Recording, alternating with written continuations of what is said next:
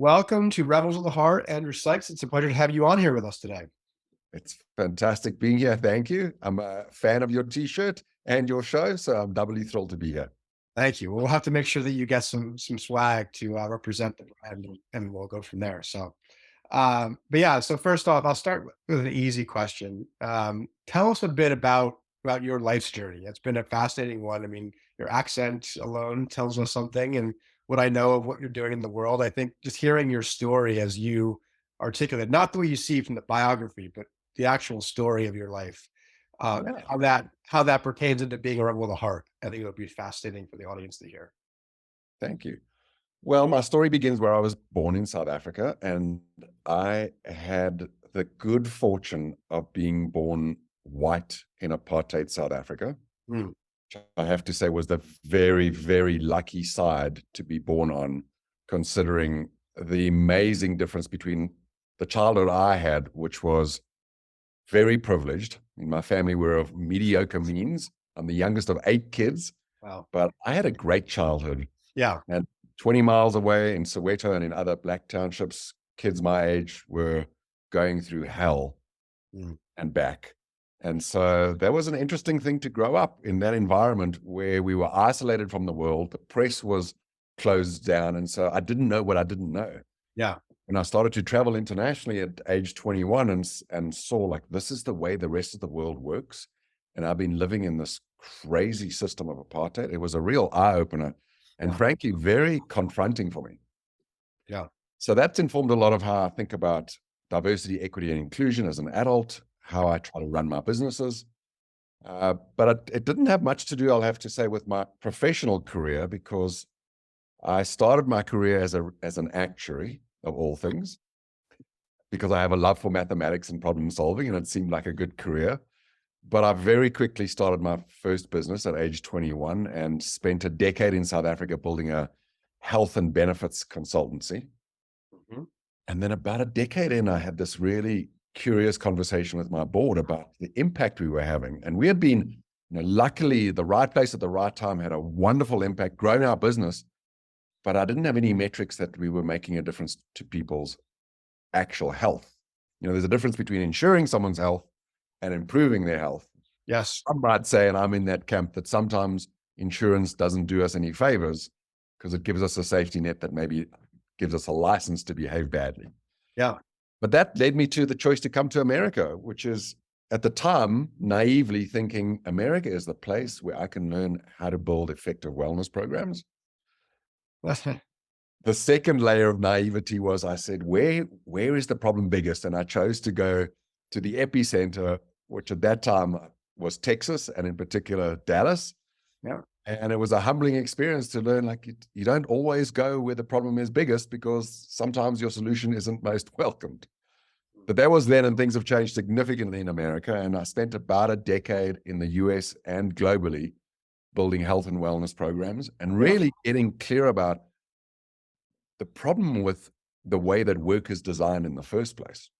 Mm, I sort of wrapped up that part of my career coming to the conclusion that if you need a wellness program, it may be symptomatic of the fact that the way you've designed work in the first place is broken. And mm. maybe that's where we should focus. So I eventually wrote a book on that called The 11th Habit, for CEOs inspired to build a company where health, happiness, and financial security are the core principles behind employee engagement. And then about 5 or 6 years ago, redirected the company that I lead, changed the name from Health at Work to Habits at Work, partly because a decade ago, we set up a behavioral research lab. And that was a response to realizing that most of the things that have been tried in wellness weren't actually working. And so we really wanted to understand, like, what does the research say about how people think, feel, and act? Yeah. How do people actually create habits? What are the myths and what are the truths? And in the end, which habits make the biggest difference to performance in life and at work? Yeah. And it was all of that research that informed the new direction. Habits at Work now focuses on the habits of high performance for leaders, and in particular for salespeople. And the last piece of my journey, I'll say, is I had the privilege of joining the Kellogg School of Management in Chicago 5 years ago. and I teach a range of subjects there. The key course is Entrepreneurial Selling, like my first love, how to help an entrepreneur who's got no brand, no customers, no track record, no nothing, convince someone that they should take a leap of faith with them. Awesome. That's the medium length story, maybe the long story. No, that's a perfect length story. I appreciate you mapping it out that way. And there's so many different things we're gonna explore through this conversation today. So I want to go back for a moment to something that you started in, which was this awareness that you were living in a space of privilege, and that not too far away there was an experience that was completely the opposite, where there was massive amounts of suffering.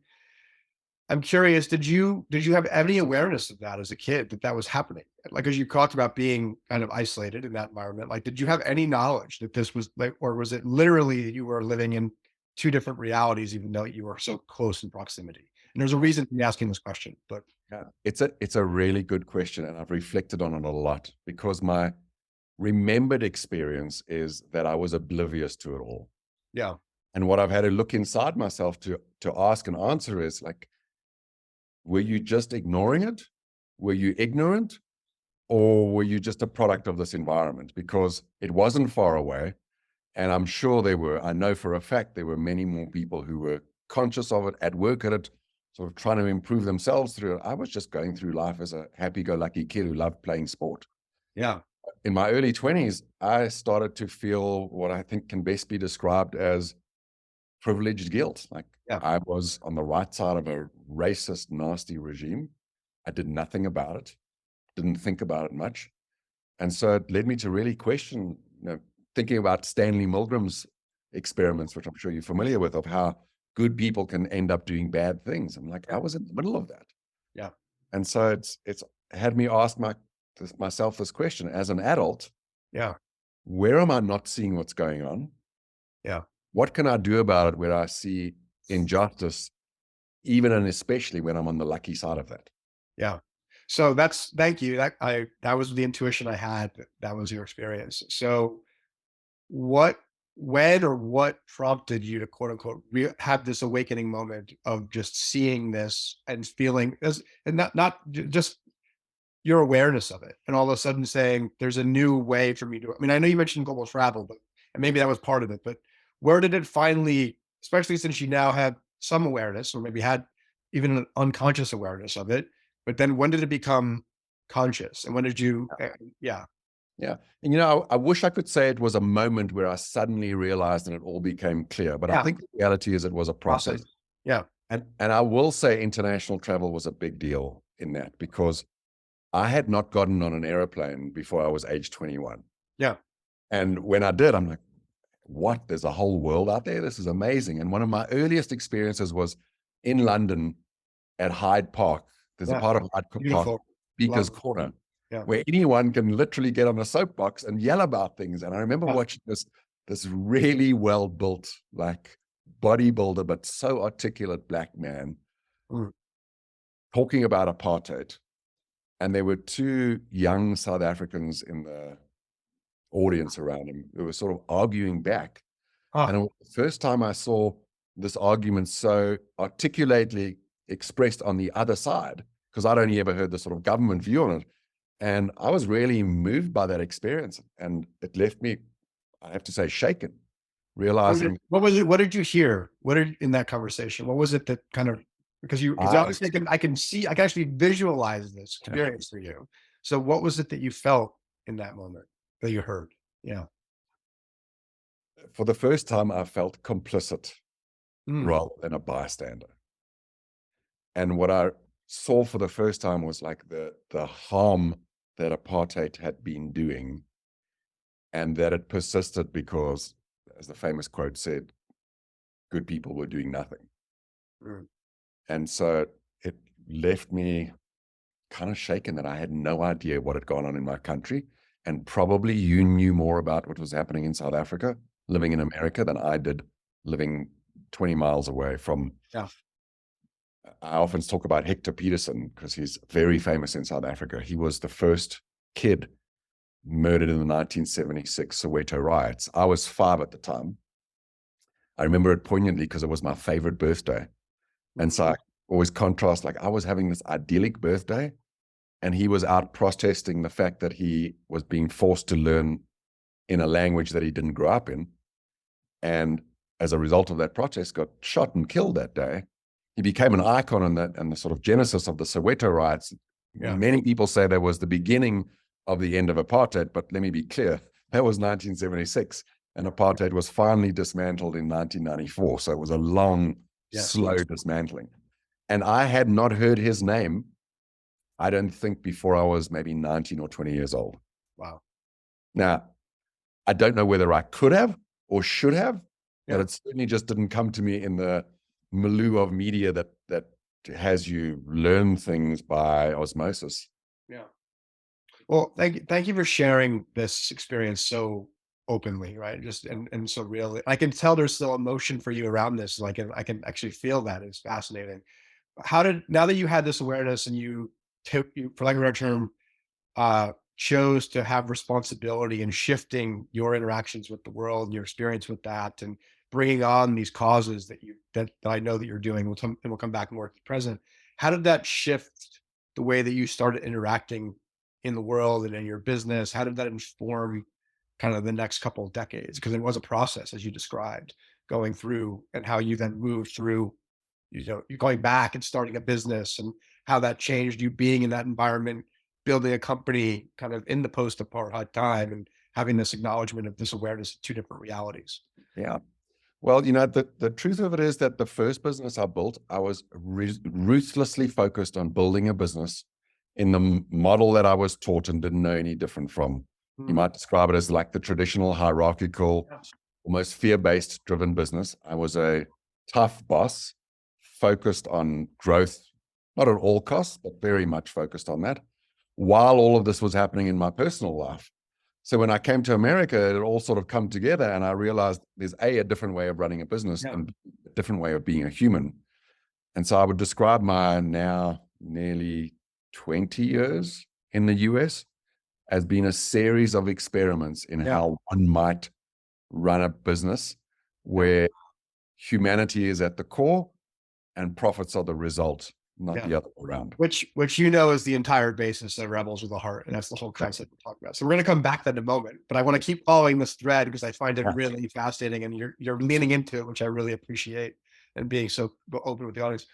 You spoke about the 10 years. So you built a business. You were quote unquote ruthless on focused on growth. You were a tough boss. You were focused on the result. You were focused on performance.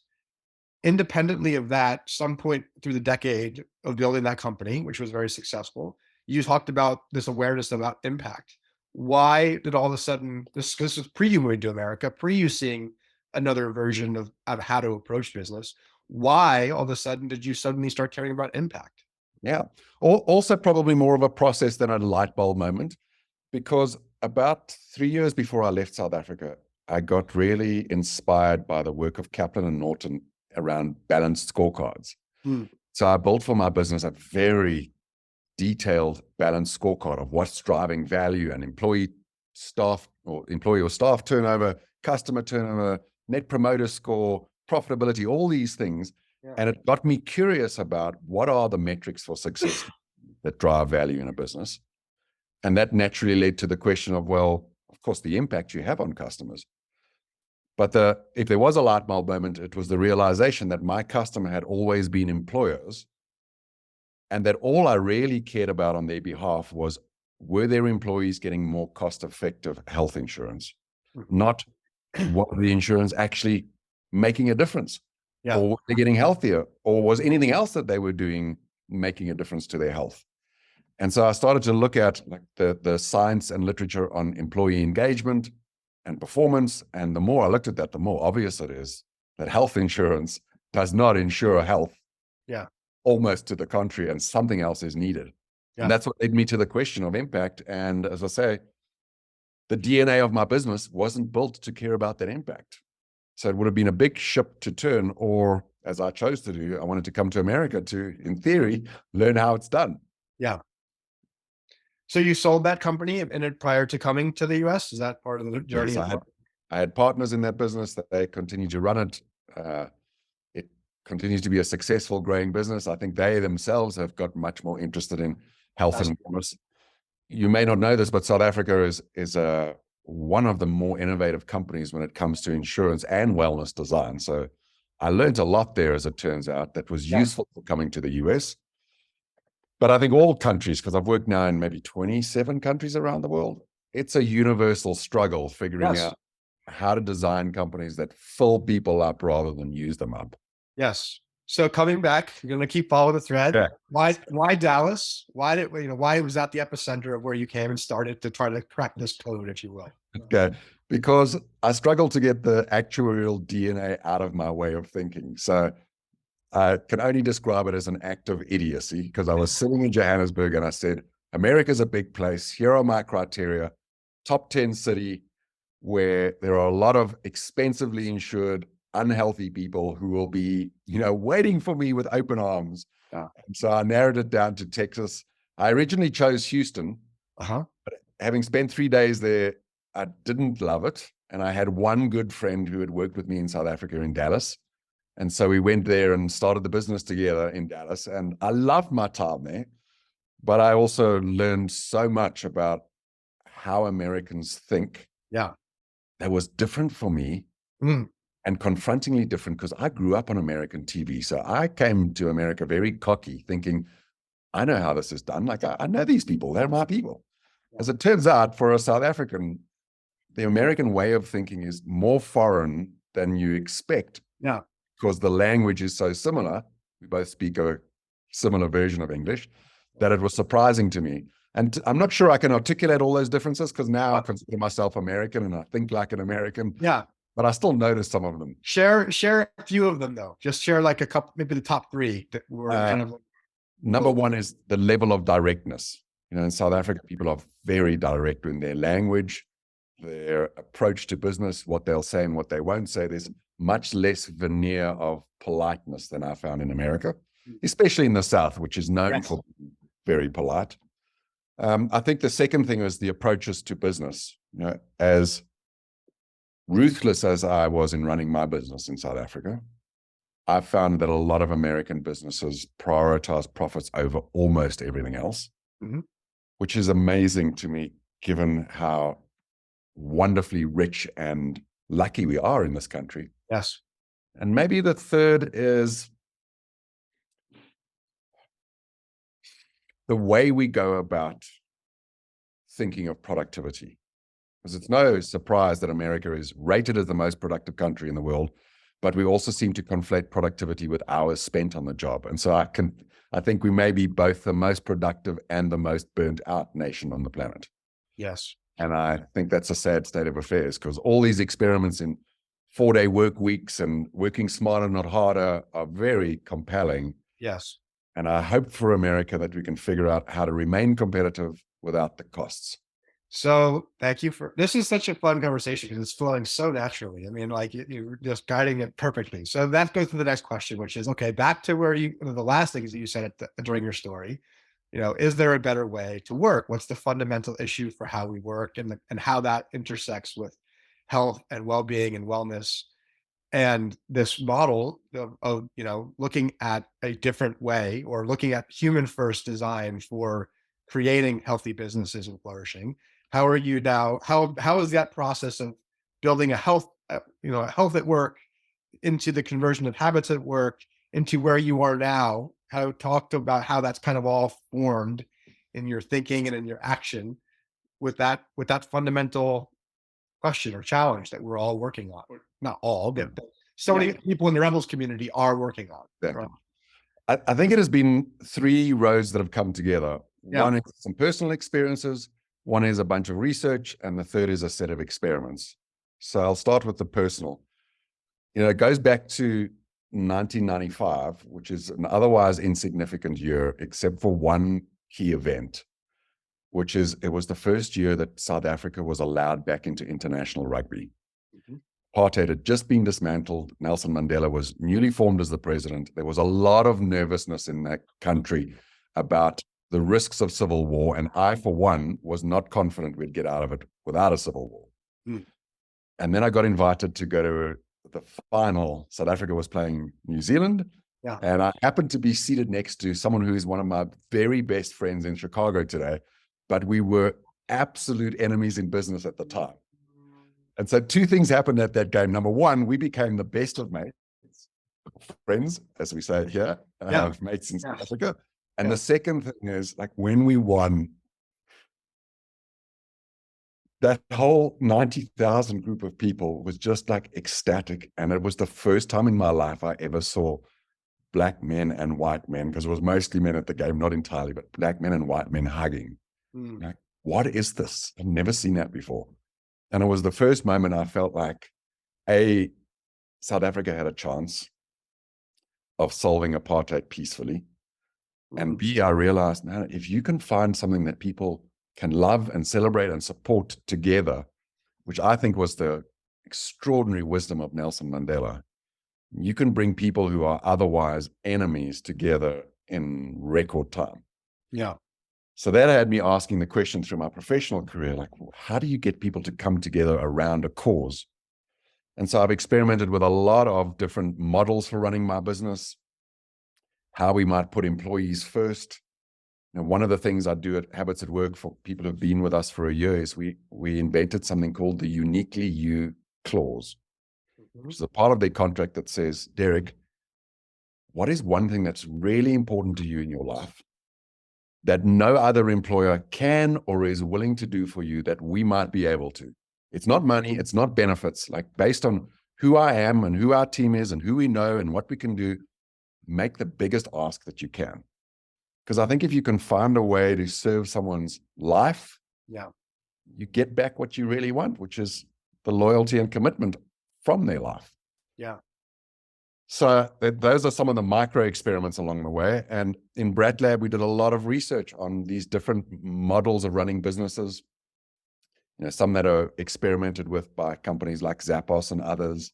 You read, I was just thinking about them as you said it too. Keep going. So like holacracy was a system I toyed with for a while. I'm of the view that Daniel Pink's work on autonomy, mastery, and purpose is spot on, or rather his writing of the underlying research. So I would say, more than anything else, there are two themes that top and tail my business approach. The first one is the answer to what I call the every person question. It's a question I've asked thousands of people. I say to them, if you think about your kids or your own life, what do you really want for yourself and for your life? Or what do you really want for your children's lives? And I get many, many different answers to them. But when you synthesize them all, they fall into just three buckets. People want to be healthy, they want to be happy, and they want to be financially and physically secure.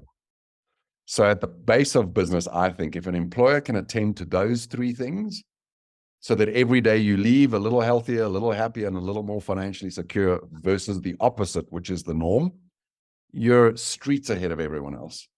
Yeah. So I'd say that's the foundation. And that was the focus of our book, The 11th Habit.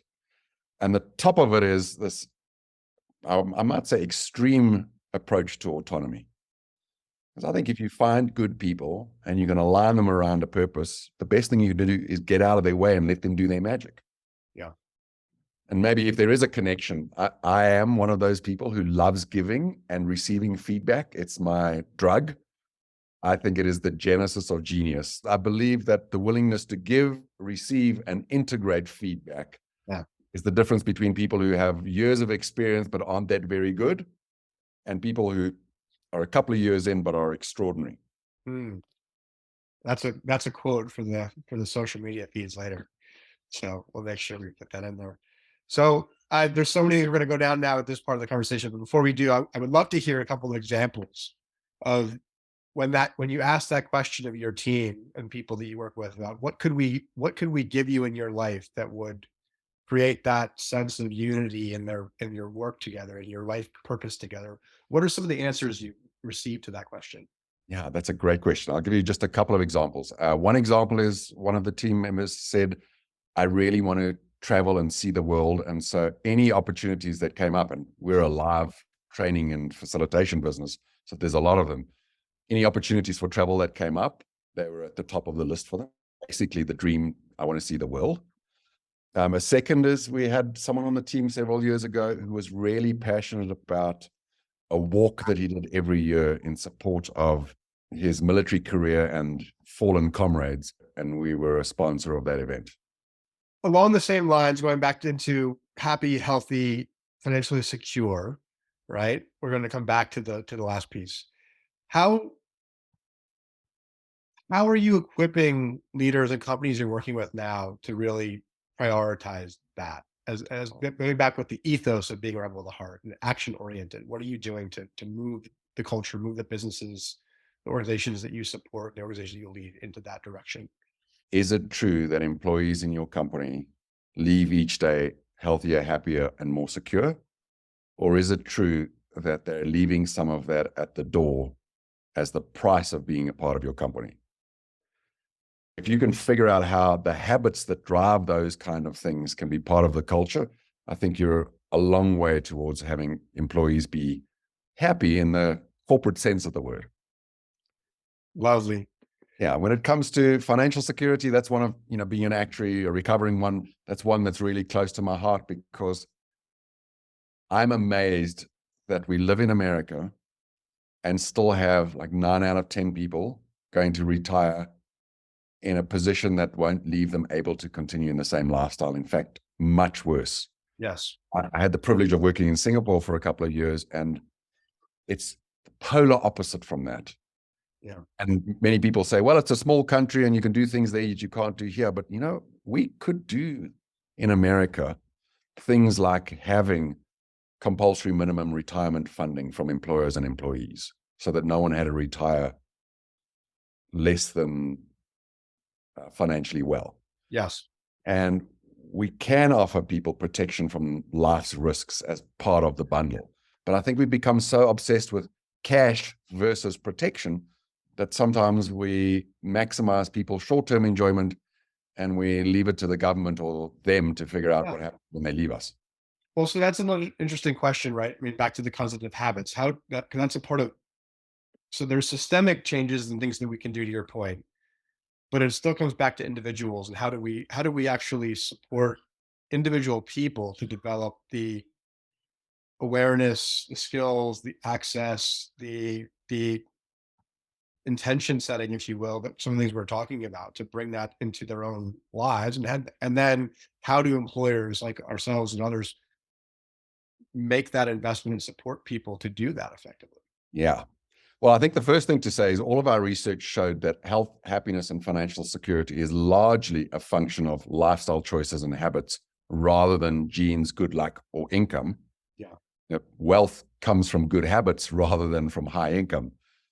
Not to say that there aren't people who are living below the poverty line for whom wealth cannot be created, even given the best habits in the world. But for most working Americans, it's true that they're earning enough to end up being wealthy if we could, for example, practice the habit of spending less than we make each month. Right. So the bigger question, and the one that fascinates me, hence the name of our company, is why do people struggle so much to create good habits? And there's a few answers to that, one of which is my favorite way of saying this is humans don't have habits. Mm. Habits have human beings. By which I mean that actually the way we behave is mostly encoded in the world that surrounds us. Mm. So that is the relationship between how you design the world of work and how employees behave in that work. So for example, if I simply say the way that things work at Habits at Work is when you join, you are enrolled in a retirement fund and it has minimum funding from the employer and a default from you, problem solved once and you don't have to think about it again. Right. But a more tangible example in the realm of health might be saying, we don't expect you to be healthy after hours, and here's a wellness program to support you. Health is something that we do on company time with company resources. I had an office prior to COVID. We closed it down because everyone became remote, but it was a space where we could work out, hang out, do our work, and practice the health habits that are otherwise being shifted to nights and weekends by most employers. And I think it's just easier for everyone if that happens while you're working. So what were you doing in that regard in terms of diet, in terms of exercise, in terms of mindfulness? Like how were you balancing those, prioritizing those experiences and doing the work? Yeah. So one thing is encouraging people to work out together, even if it was, every hour on the hour, standing up and doing 2 minutes of jumping jacks. It doesn't take a lot to improve health with very short bursts of high intensity exercise. Nothing that makes you sweat, nothing that'll break high heels. Jumping jacks are maybe different from that, but they're things that you could do in work clothes and just get your body moving and your heart pumping. We also made a point of, whenever we were offering food or ordering in, that we would default to the healthy. Not trying to take the fun out of celebration, but what I learned in our research lab is humans eat what's close. Yes. We can all say we're foodies and we're very sophisticated in our palates, and that may be true, but when you're hungry, you eat what's close. Yeah. So we would only stock healthy foods in our company fridge and when we were providing those meals. And I think that's an easy thing for companies to do. When you look at the alternative, which is the only food available on many company sites are the vending machines that are storing and stocking and supplying maybe the world's least healthy foods. Yeah. Right. Yeah. It's so true. And so now, as we think about what we're doing in remote, how have you modified, or how have you adapted that kind of mantra, or philosophy, for lack of a better term, to, apply now in this new design? Yeah. It's much, much harder because it's neither easy nor necessarily welcomed to reach into someone's home. Yeah. But I think, at least in our company, we've got such a history and a culture of understanding the relationship between habits and outcomes that we can have the conversation easily and support people in designing their own little workspace at home that has what they need to feel healthy every day. Nice. I try not to schedule back-to-back meetings, or if we do, one of the gifts I think you can offer everyone when you're running meetings is the choice to always finish 5 minutes early. Love that. Because there's nothing that can't get done in an hour that can't get done in 55 minutes. But just that little time to breathe, stand up, walk around a little bit versus sitting in front of a screen for 5 hours on end. I mean, it's no wonder people are going crazy working from home. Yeah. Well, I want to go into this. We're going to have a follow-up conversation to go into all the specific things the strategies and what your research has shown, because there's a lot of depth here to this. And I feel like we're just scratching the surface. And I think that giving a platform for you to share more of that would be a very prudent idea. So for now, Andrew, how can our audience learn more about you? How can they get access to some of the resources and the research that you developed? How can they connect with you? We'd love to get that information. Thank you for asking. The topic very close to my heart for the last 3 years is trust and how to become trustworthy. And I'm of the view that as a CEO of a business, one of the most trustworthy things I can do is make myself available to customers and employees. So I'm happy to give out both my email and telephone number if that's interesting. But people can reach out to me in one of 3 ways. I'm on LinkedIn, Andrew Sykes, under Habits at Work. I'm on email. My email is andrew@habitsatwork.com, all spelled out. And you'll find on our website and on my LinkedIn page my telephone number. Text me or call me. I'm a big boy. I can choose to take calls or not. And I trust that people will call me with good intentions. So I don't feel like it's too big a risk sharing all those details. Awesome. Well, Andrew, thank you so much for sharing your story, sharing your heart, sharing your purpose and your work with our audience. I really appreciate the way that you just leaned into those questions, and just the authenticity with what you shared today. And I think that it's an honor to know you and know that you're doing this work. And I look forward to the possibilities and how we continue to collaborate. Wish you much success. Yeah, back at you. I'm inspired by your podcast, by this mission of Rebels with a Heart. And thanks for letting me feel some of those things again today. A lot of daily experience that I get to go back and re-experience some of those moving moments in my life. I appreciate it. Happy to facilitate, and welcome to the Rebels community. Thanks for being Thank part you. of it. Okay. See you soon. Bye-bye.